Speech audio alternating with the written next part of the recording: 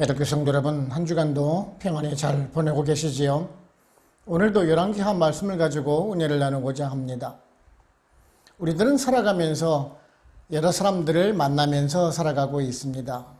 그 만나는 사람이 좋은 사람일 수도 있고 나쁜 사람일 수도 있으며, 또한 믿음을 가진 사람, 신앙인을 만날 수도 있고, 또한 이단을 믿는 그러한 사람을 만날 수도 있겠지요. 그런 사람들을 만나면서 여러분들의 인생 속에서 어떤 도움을 받고 계십니까? 어떤 분들은 사람을 잘못 만나서 큰 손해를 보신 분들도 있으실 테고요. 어떤 사람은 큰 유익과 또한 교훈을 가져다 주는 사람도 분명히 있을 것입니다. 오늘 말씀을 보시게 되면은 역성혁명에 성공한 그 예후는요, 사마리아로 가는 도중에 두 부류의 사람을 만나게 됩니다. 남유다에서 요람과 이세벨에게 문안하기 위해서 오던 그런 남유다의 아하시아의 그 형제들을 만나게 됩니다. 그리고 또한 레갑 족속의 사람 그 여호나답을 만나는 예후의 모습이 기록이 되고 있습니다. 아주 이제 정반대의 성향을 가진 사람들을 만나고 있는 것이죠. 그 아하시아의 형제들은요, 남유다 왕 아하시아의 그 영향을 받아서 북의 영화를 누리면서 아마 살았을 것이 분명합니다. 하지만 그들은 우상에 물들어 있던 사람들입니다. 반면 그 레갑 족속의 사람 여호나답은요, 여호와 하나님 신앙으로 무장되어서 살아가는 사람입니다. 비록 유목 생활을 하면서 부유하게 살지는 않았지만은 세속적인 삶보다는 경건한 삶을 추구하면서 살아가던 사람입니다. 결국 아하시아의 형제들 그 42명은 예후에 의해서 죽임을 당하게 됩니다. 그들은 아합 집안과 혼인 동맹을 맺었고 우상 숭배를 하던 사람들이었습니다. 그리고 여호나답은 예후와 함께 바알 선지자를 숙청하는 그러한 종교 계획을 단행하는데 앞장을 섰던 인물이기도 합니다. 우리도 이러한 사실을 보면서 어떤 사람을 만나야 하는지를 우리가 깨닫는 것 같습니다. 우리들 주변에는 세상적인 삶을 살아가면서 향락에 빠져드는 사람이 있는가 하면 교회 다니면서 아주 성실하게 경건하게 살아가는 사람도 분명히 있을 것입니다. 분명한 것은 우리들로 하여금 하나님의 일을 이루어가기 위한 그런 열심을 가지고 바른 신앙을 가진 경건한 사람들과 같이 동역해서 이루어 나가야 한다는 사실입니다. 오늘은 이런 말씀을 살펴보면서 우리들에게 어떤 은혜를 주는지 한번 알아보도록 해보겠습니다. 첫째는요, 성도는 잘못된 만남을 가져서는 안 됩니다. 말씀 14절을 보시면은 이르되 사로잡으라 하매 곧 사로잡아 목자가 양털 깎는 집 웅덩이 곁에서 죽이니 42명이 하나도 남지 아니하였더라 라고 말씀을 하고 있습니다. 지난주에는 예후가 그 사마리아에 있는 그 관리들의 그 손을 빌어서 아합의 후손들 70명을 완전히 진멸하는 것을 우리가 살펴보았습니다. 이제 예후가 그 이스라엘을 떠나서 이제 사마리아로 가게 됩니다. 그런데 가는 도중에 목자가 양털 깎는 집에 이르렀을 때 어느 한 무리를 만나게 됩니다. 이곳은 아마도 그 이스라엘과 그 사마리아 중간 정도 되는 그런 지역으로 우리가 추정을 하고 있는데요. 양털 깎는 곳이라는 것은 말 그대로 목자들이 그 양털을 깎기도 하지만은요, 목자들이 쉬기도 하면서 공동으로 이렇게 숙소를 겸한 곳이기도 합니다. 주로 잘 보이는 이렇게 구릉진 언덕 위에 있었다라고 합니다. 이곳에 이제 40여 명의 사람들이 오게 되는데요. 그들은 남유다의 왕 아하시아의 형제들이라고 기록을 하고 있는데요. 위와 같은 내용을 기록하고 있는 역대하 22장 8절을 보시게 되면은 그 아하시아의 그 형제들이라기보다는 조카라라고 기록을 하고 있는 것을 보게 됩니다.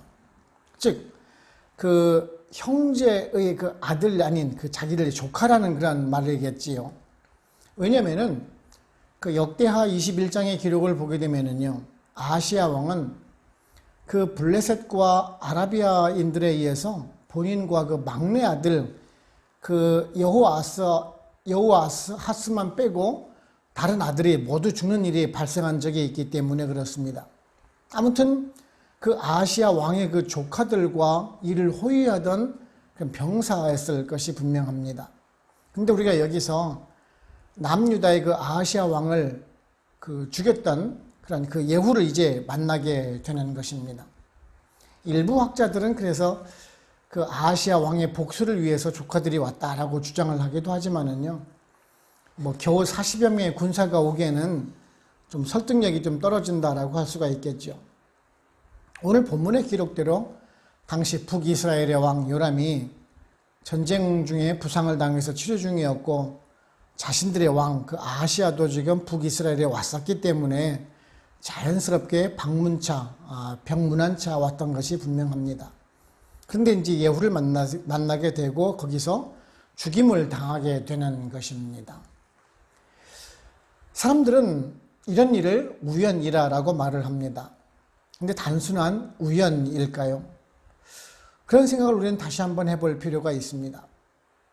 우리들은요, 하나님의 섭리를 믿는 사람들입니다. 하나님의 계획, 그 섭리 속에서 움직이는 세상이라는 것이죠. 그렇다면은 아시아의 그 조카들은 하나님의 심판을 받기 위해서 그곳에 온 상황이었다라는 말씀이 됩니다. 그렇습니다. 아하시아와 그의 조카들이 지금 어떤 상황이었을까요? 아하시아 왕은 아합 집안과 결혼 동맹을 맺은 관계입니다. 그렇다면 그들 조카들 역시 또한 북이스라엘 왕가의 사람들과 많은 사람이 결혼을 하지 않았을까요? 혹 결혼을 하지 않았다 할지라도 이미 북이스라엘과 깊은 교류를 통해서 이미 그 우상숭배는 물론이고 이스라엘의 관습까지 답습하고 있었을 것이 분명하지 않습니까? 이런 것을 통해서 우리가 얻을 것이 또한 무엇이 있겠습니까? 그렇습니다. 바로 불신앙적인 사람들과 깊은 교제를 가져서는 안 된다는 것입니다. 물론 인간적인 관계를 맺으면서 안 만날 수는 없겠지요. 그렇지만 그들과 깊은 사교의 모임을 통해서 그 길로 가지 말라라는 말씀입니다. 저에게도 친했던 친구들이 있는데요. 유독 고등학교 친구들과 거리를 두고 있습니다. 그 이유는 그 친구들이 너무 세상적으로 사는 모습, 그런 친구들이었기 때문에 그렇습니다. 학교 다닐 때는 그저 그냥 재미삼아서 만났는데요. 자라서는 사회생활, 그리고 이제 목회 준비를 하면서 저와는 너무나 거리가 있다라는 사실을 알았습니다. 늘 술과 담배, 그리고 유흥을 즐기는 그 친구들과 어울리다가 보면은 제가 목회를 하지 못할 것 같았습니다. 물론 그 친구들의 심성이 나쁘다는 말은 아닙니다. 그 행동이 저와는 다른 길이었다는 말씀입니다. 요한 2서 1장 10절을 보시게 되면요. 누구든지 이 교훈을 가지지 말고 너희에게 나아거든 그를 집에 들이지도 말고 인사도 하지 말라는 말씀이 있습니다. 이단에 대한 경고의 말씀이죠. 우리들도 주변의 친구들이 우상을 따르는 사람들이 있을 수 있습니다. 하지만 그들에게서 어떤 신앙적 유익을 찾을 수 있었던가요? 아닐 것입니다. 그냥 인간적인 만남에 불과할 것입니다. 그들 역시 또한 하나님의 심판을 받을 사람이 된다라는 말씀입니다. 오히려 그들을 전도하는 그 대상이 되겠죠. 우리 성도님들은요, 이러한 바른 신앙을 가진 그런 사람들을 만나서 여러분의 믿음도 키워나가실 수 있는 그런 만남을 가지시기를 바랍니다. 둘째는요, 어떤 사람을 만나느냐에 따라서 인생이 달라질 수가 있다는 것입니다. 말씀 15절을 보시게 되면 여우가 거기서 떠나가다가 자기를 맞이하러 오는 레갑의 아들 여호나답을 만난지라. 그의 안부를 묻고 그에게 이르되 내 마음이 내 마음을 향하여 진실함같이 내 마음도 진실하냐 하니 여호나답이 대답하되 그러하니이다. 이르되 그러면 나와 손을 잡자. 손을 잡으니 여우가 끌어 병거에 올리며 라고 말씀을 하고 있습니다. 그 아시아의 조카들을 죽이고 다시 사마리아로 향하던 예후는요, 자신을 맞으러 오던 레갑 사람 여호나답을 만나게 됩니다. 그래서 이제 종교개혁을 같이 이루어 나가는 그런 계기를 이루게 되는데요. 오늘 본문을 보시면은 예후가 여호나답을 만나러 간 것이 아니라 여호나답이 예후를 만나러 찾아왔음을 우리가 볼 수가 있습니다. 여호나답은요, 요람을 죽이고 새롭게 왕위에 오른 예후를 보면서 종교개혁의 적임자로 보았을 것입니다. 오늘 말씀을 보시면은 레갑의 아들이라고 말씀하고 있는데요. 그 아들로 번역된 단어, 원어를 보시면은 벤, 우리가 벤이라고 하는데요. 단지 아들이라기보다는 후손, 그 자손을 의미하는 경우가 많습니다. 즉 레갑 족속의 사람이라란 말입니다. 레갑이라란 말은요, 문자적으로 병거를 모는 사람이란 뜻을 가지고 있습니다. 그래서 여호나답이 병거를 만드는 그런 군사 지원을 하던 사람이라고 해석을 하기도 합니다. 하지만 역사적으로 볼 때 레갑은 그 모세의 장인, 그 호밥이 속한 그 겐 족속의 후손이면서 그 한맛의 아들 레갑에서 유래된 족속입니다. 이스라엘과 더불어서 가나안 땅에 들어간 족속이지요. 이 레갑 족속에 대해서는요, 예레미야 35장 6절을 보시게 되면 이런 말씀이 기록되고 있습니다. 그들이 이르되 우리는 포도주를 마시지 아니하겠노라. 레갑의 아들 우리 선조 요나답이 우리에게 명령하여 이르기를 너희와 너희 자손은 영원히 포도주를 마시지 말며라고 기록하고 있는 것을 보게 됩니다. 즉 이 레갑 족속은 그 여호와 하나님의 신앙을 지키면서 대대로 하나님의 말씀에 순종하면서 이스라엘 민족에게는 신앙적인 표본을 보여주었던 민족이라는 말씀입니다. 그런 가운데 레갑 족속의 그 수장격인 여호나답이 지금 예후를 찾아온 것입니다. 아마도 예후는요, 천군 만마를 얻은 기분이었을 것입니다.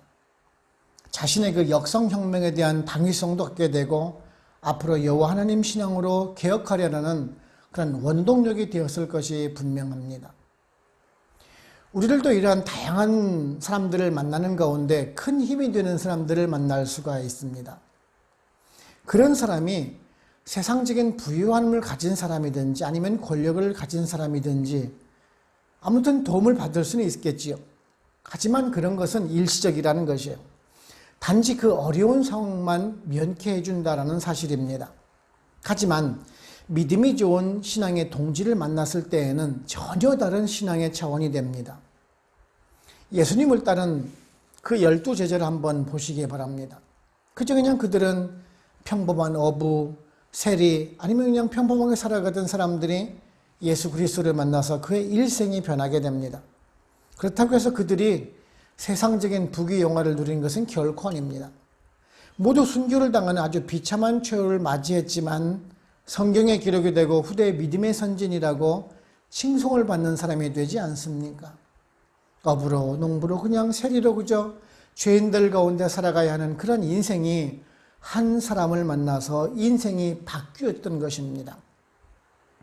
만일 아합이 이세벨과 결혼을 하지 않았으면 어떤 사람이 되었을까요? 그리고 바알 선지자 대신에 엘리야와 같은 선지자와 친분을 쌓으면서 살았더라면 그의 후손들이 이렇게 비참한 죽음을 당하지는 않았을 것입니다. 누구와 어떤 만남을 가지는지가 이렇게 중요하다라는 것이에요. 지금 여러분들은 어떤 사람들을 만나고 계십니까? 물론 업무적으로 믿지 않는 사람, 세상적으로 살아가는 사람, 죄악에 빠져 사는 사람들도 많을지 있을지 모르겠습니다. 하지만 그것보다는요, 교회에서 만나는 이웃 성도님과의 만남을 더 깊게 가지시기를 바랍니다. 경건한 사람, 신실한 사람들과의 만남이 여러분의 신앙생활을 더욱더 윤택하게 해주실 것입니다. 다윗의 그 신앙자적 동반자였던 그 요나단을 만나서 죽음의 위기에서 벗어날 수 있는 그런 은혜를 입기도 했고요. 사울의 추격에서 벗어날 수도 있었습니다. 결국 다윗이 왕이 되고 나서 그 요나단의 아들 므비보셋을 평생 돌보는 은혜로 되갚지를 않습니까? 이런 것이 진정한 믿음의 교제가 아닐까요? 저와 여러분은요, 믿음의 깊이가 깊은 사람, 경건한 사람, 그 신실한 사람들과의 교제를 통해서 여러분들의 신앙생활이 더욱더 즐겁고 또한 이런 분들과 같이 동역하심으로 말미암아 하나님의 뜻을 이루어가실 수 있는 여러분들 되시기를 바랍니다. 세 번째는요, 열심을 내는 성도에게는 하나님의 일을 맡기신다라는 것입니다. 말씀 16절을 보시면 이르되 나와 함께 가서 여호와를 위한 나의 열심을 보라 하고 이에 자기 병거에 태우고 라고 말씀하고 있습니다. 예후가 여호나답을 만나게 되죠. 그리고 15절에서 이렇게 묻게 됩니다. 내 마음이 내 마음이 향하여 진실함이 내 마음도 진실하냐라고 묻습니다. 즉 이 말은 뭐냐면은 나는 너를 믿는데 너도 나를 믿느냐라는 그런 말입니다. 그리고는 서로의 마음을 이제 확인하고 이제 같은 마차에 타서 이제 오르게 됩니다. 우리는요, 오늘의 말씀을 한번 주목해서 볼 필요가 있습니다. 가서 여호와를 위한 나의 열심을 보라라는 말입니다. 예후가 왜 여호나답을 선택했는지에 대해서 말씀해 주는 것 같습니다. 사실 뭐 이런 것이 예후의 성격인 것 같기도 합니다. 정말 그 남자다운 직진성 같은 거 말입니다. 일종의 뭐 추진력 같은 거겠죠. 엘리사가 보낸 그 선지생들로부터 기름 부음을 받았습니다. 그리고 즉시 그 병거를 몰아서 미친 듯이 말을 몰아서 북이스라엘의 왕 요람과 남유다의 왕 그 아하시아를 죽이고 곧 또한 이세벨 그 태우마저도 죽였습니다. 그리고 사마리아에 있던 그 아합의 후손들마저 척살을 했습니다. 또한 사마리아로 오는 길에 이제 아하시아의 조카들마저도 처단을 했습니다. 한마디로 말해서 뭐 주저하는 그런 기색 없이 행했다라는 말입니다. 자신이 맡은 일은 주저없이 행하고 있는 그 예후의 모습을 보실 수가 있습니다. 이런 뜨거운 열정, 그 열심을 하나님께서 보시고 이제 새로운 일, 그 바알 선지자를 죽이고 종교개혁을 담당하기 위해서 새로운 일꾼을 이렇게 붙여주시는 모습을 보실 수가 있습니다.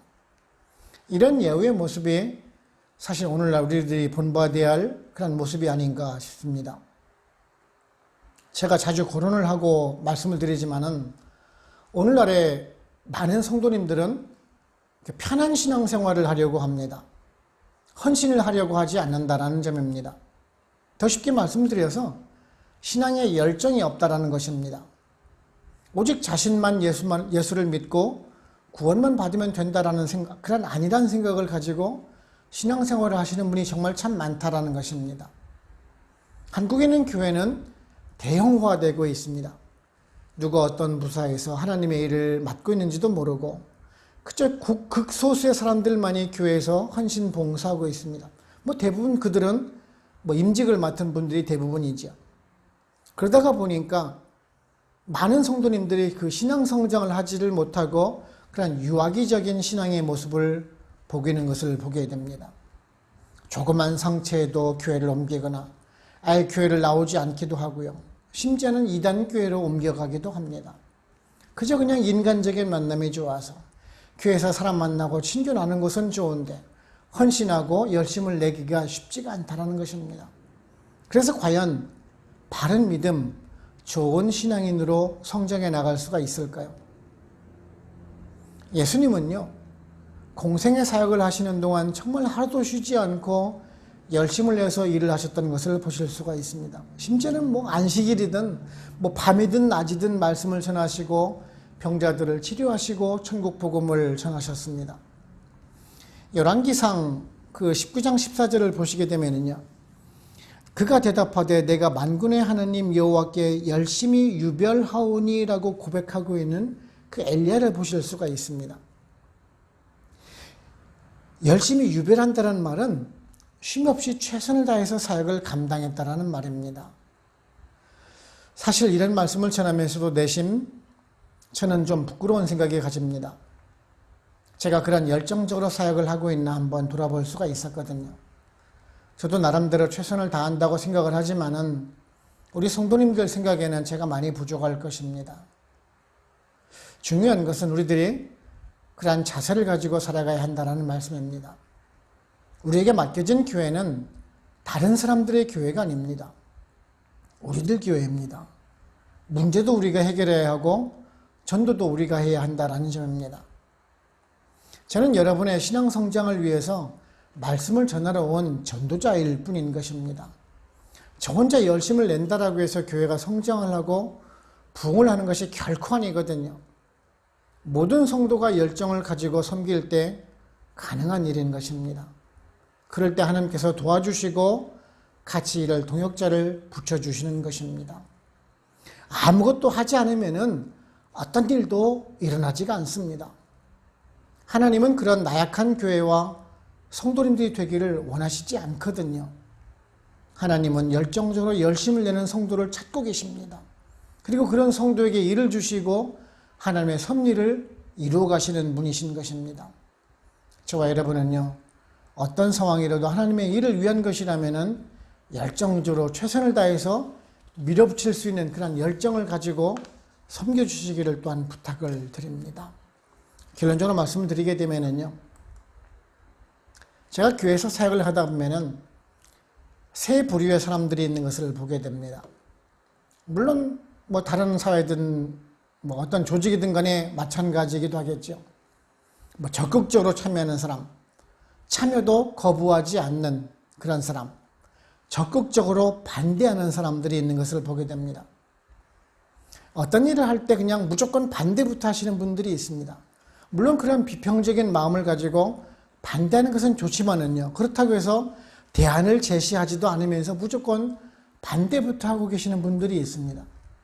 그리고 또한 어떤 일이든 협조하지 않는 그저 그냥 방관자적인 태도를 가지고 계시는 분들도 있습니다. 나서지도 않고 그렇다고 안 따라오는 것도 아니고 많은 사람들이 가는 그 방대로 그저 따라가는 그런 부안해동하는 사람들이 있는 것을 보게 됩니다. 마지막으로 한 부류는 아주 그냥 적극적으로 의사표현도 하고 열심을 내는 분들이 있습니다. 물론 좋지 않은 방향으로 흐를 때에는 대안도 제시를 해가면서 해결해 나가는 그런 사람들이기도 합니다. 그런데요, 교회는요, 꼭 그런 열심을 내는 사람들을 통해서 하나님의 일을 이루어 가시는 것을 보게 됩니다. 하나님께서는 그런 열정이 있고 열심히 있는 사람들을 사용하신다라는 말씀입니다. 이것이 하나님께서 일하시는 방법인 것 같습니다. 우리들은요, 한 교회를 섬기고 있는 한 성도입니다. 지금 베들교회가 무척 힘든 상황입니다. 그래도 우리 교회는 이런 열심히 있는 분들이 많아서 정말 저는 참 좋습니다. 어려운 교회 재정을 위해서 헌금을 해주시는 분들도 계시고요. 학생부를 위해서 찬양도 도와주시고 간식도 챙겨주는 분도 계시고 같이 합심해서 기도하면서 해결 방법을 찾으려고 하니 말입니다. 모두 우리는요, 이런 마음을 가지고 섬겨나갈 때 교회 미래는 또한 밝을 것입니다.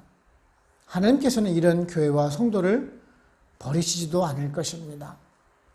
더욱더 합심하여서 기도하는 모습과 열정을 보여주시기를 부탁을 드립니다.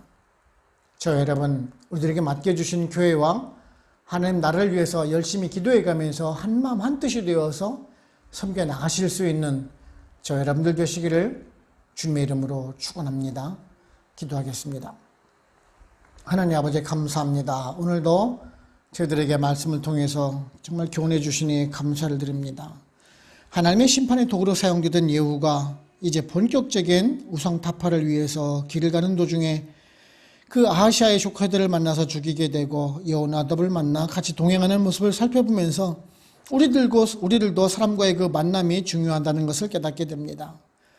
세상적인 것을 추구하는 그런 인생이 아닌 그런 순전한 믿음과 신앙을 가지고 살아가고자 애쓰는 그런 신실한 믿음의 동역자들을 우리들도 만나기를 원합니다. 그들과 함께 하나님 나라를 위해서 우리들에게 위임하신 교회를 든든한 반석에 세워나갈 수 있도록 우리 같이 성도님들과 같이 사랑의 교제를 나누기도 원합니다.